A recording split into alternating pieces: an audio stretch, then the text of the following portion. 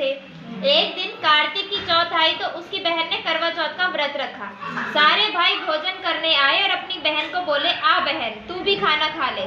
उसकी माँ बोली, आज ये खाना नहीं खाएगी, इसका करवा चौथ का व्रत है, जब चांद निकलेगा तभी खाना खाएगी। तो उसके भाइयों ने छल कपट से जंगल में आग जलाकर छलनी में से चांद दिखा दिया। तो वह अपनी भाभीयों से बोली, चलो चांद निकल आया है, अर्घ दे लो। तो उसकी भाभी बोली, ये तो तेरा चांद निकला है, हमारा तो रात को निकलेगा। यह सुनकर भाइयों के कहने से उसने चांद को अर्घ दे दिया और खाने बैठ गई। पहला टुकड़ा तोड़ा तो बाल निकला, दूसरा टुकड़ा तोड़ा तो छींक मारी, तीसरा टुकड़ा तोड़ा तो राजा के घर से बुलावा आ गया कि राजा का लड़का बीमार है, जल्दी भेजो। माँ ने लड़की के पहनने के लिए तीन बार बुच्चा खोला, तीनों बार सफेद कपड़े निकले।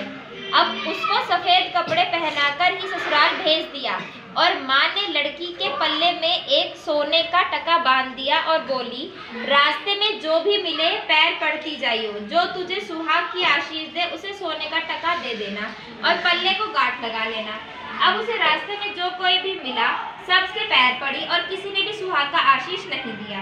अब वह ससुराल में आई तो दरवाजे पर छोटी ननद खड़ी थी। वह उसके पैर पड़ी तो ननद बोली, सीली हो, सपूती हो, 7 बेटों की माँ हो, मेरे भाई का सुख दे। अब उसने सोने का टका ननद को देकर पल्ले को गांठ मार ली। उसके बाद वह अंदर आई, आकर देखा कि उसका पति मरा पड़ा है। अब वह उसे लेकर एक कोठरी में पड़ी रही। 1 साल तक उसकी सेवा करी। उसकी सास बाती के हाथ बची कुची रोटी भेज दिया करती थी। इस प्रकार उसे अपने पति की सेवा करते करते 1 साल हो गया। करवा चौथ का व्रत आया। सारी पड़ोसनों ने नहा धोकर करवा चौथ का व्रत रखा। सबने सिर धोकर हाथों को मेहंदी लगाई, चूड़ियां पहनी। वह सब देखती रही। एक पड़ोसन बोली, तू भी करवा चौथ का व्रत कर ले। तब वह बोली, मैं कैसे करूं? तो वह बोली, चौथ माता की कृपा से सब ठीक हो जाएगा। उसके कहने से उसने भी व्रत रखा।